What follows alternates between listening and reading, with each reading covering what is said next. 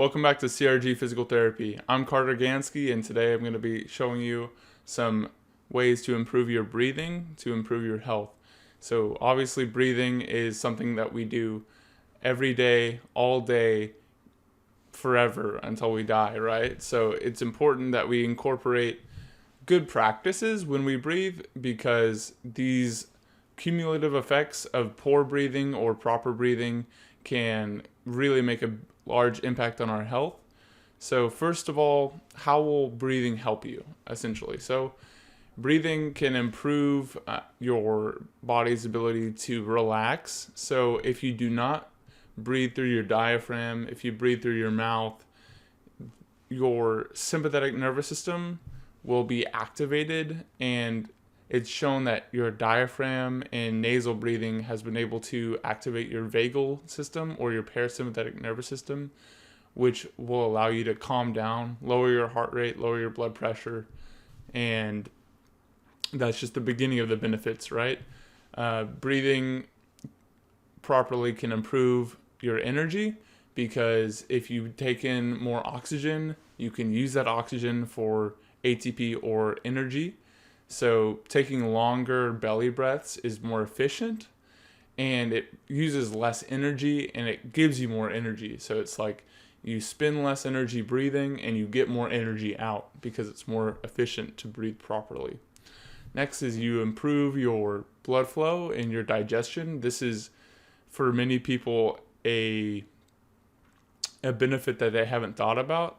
But if you think about when you contract your bicep or you contract your calf muscle, there's this concept in physical therapy or just physiology where if you contract a muscle, you're going to shoot the blood or the fluid back to the heart, because when you squeeze a muscle, there's veins, vessels like lymph nodes, and when you squeeze that muscle, you're pushing the fluid in the vessel back to the heart, essentially. So the same thing happens when you breathe through your diaphragm. When you take big breaths and you increase the pressure in your cavity, your thoracic cavity, you're pushing fluid, lymph fluid, through the system, and you're also getting that cardiac return or blood flow back to your heart. So you're just helping your body systems out by breathing properly. And I touched on this before, but there's been studies that show that breathing through your nose and your diaphragm has been shown to treat hypertension in comparison to a group of mouth breathers. So these are great benefits that we can all learn from, and next we're going to learn about how to implement it. Okay, so now we're going to learn how to breathe through our diaphragms. So this is also known as belly breathing, and essentially how you're going to learn it is you're going to sit up straight in a chair, and you're going to place one hand over your chest and one hand over your belly, and you're going to breathe in through your nose.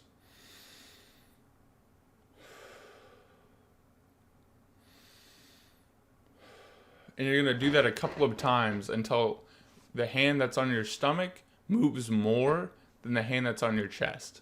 Because if you're breathing through your chest, you're using muscles to breathe, which are not bad intrinsically. But if you breathe through your stomach, your abdominals, so your stomach should jut out like horizontally. So you're giving yourself a belly when you breathe. And that's actually something to notice, because some people will like tuck their gut in, like if you're a ballet dancer or something, or you have a stomach and you're trying to hide it from people, you'll, I guess, tuck in your stomach, and that makes you breathe through your chest, which can cause anxiety and a whole bunch of other negative consequences. But I digress, right? So we're learning how to breathe through our diaphragm. So breathing through your belly. So most motion should come from your stomach. It's okay if your chest moves a little bit. The goal is to breathe in through your nose, out through the mouth. And the cue that you can think about is smelling the roses and blowing on the hot coffee, right? So when you're smelling the roses, your stomach should go out. And when you're blowing on the hot coffee, your belly button should blow in. So when you're blowing out, your belly button should be going towards your spine. So if you can think about pushing your belly button towards your spine and then up. You're activating the correct muscles to breathe through your diaphragm. And next is like, why is diaphragm breathing more efficient? So I touched on this, but if you care to learn the physiology, you have a bunch of muscles. You have your pec minor and other muscles that do inspiration forcefully, and your diaphragm is such an efficient muscle. It was, I guess, designed, or it wasn't designed, but it's the main muscle of breathing. So if we can learn to use it, we'll get more efficient, we'll increase the volume while decreasing the effort, which is great. So let's compare and contrast nasal versus mouth breathing. So mouth breathing is a straight pipe to your lungs. There's no sinuses and there's no hair, there's no cilia, there's no hair or cilia to take in the particulates from the air, like dirt, dust, bacteria that could be lingering in the air. Your nose is designed to catch those little particulates in your nose hairs and the mucous membranes that surround it. And that's also why you can smell through your nose, not your mouth, right? You were designed to breathe through your nose. It humidifies the air before it enters your lungs. It's easier to use oxygen that comes through your nose because it, like I said, it's already been processed by your mucous membranes, and that air is warm, it's humid, it's ready to absorb the oxygen in your lungs. And nasal breathing has been shown to release vasodilators, and we're not going to get into this too much, but essentially a vasodilator like nitrous oxide naturally improves the blood flow in your vessels, and that by extension increases the delivery of oxygen, which is amazing because oxygen is used for energy, right? So if we can breathe through our nose, we're theoretically getting more energy.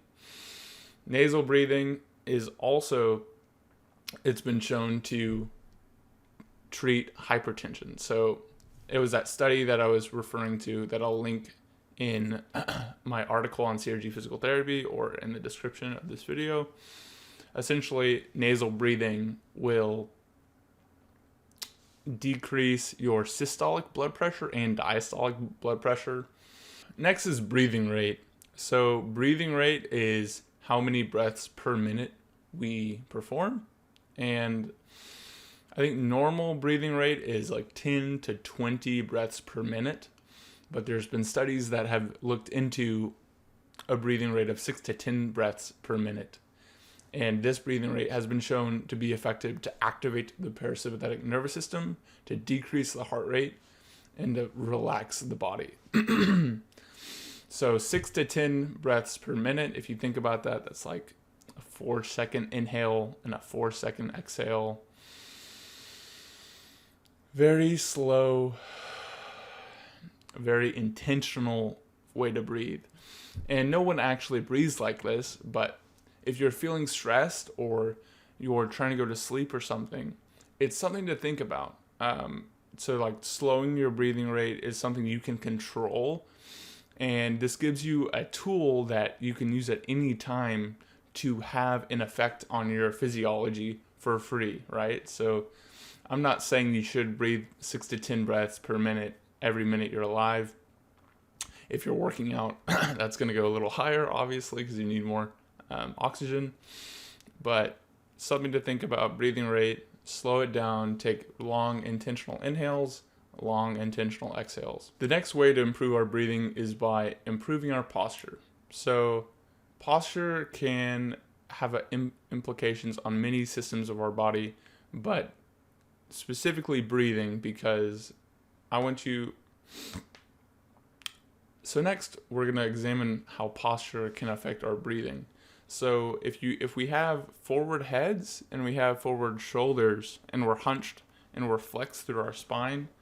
So if you'll look at me, if I'm hunched like this and I take in a breath,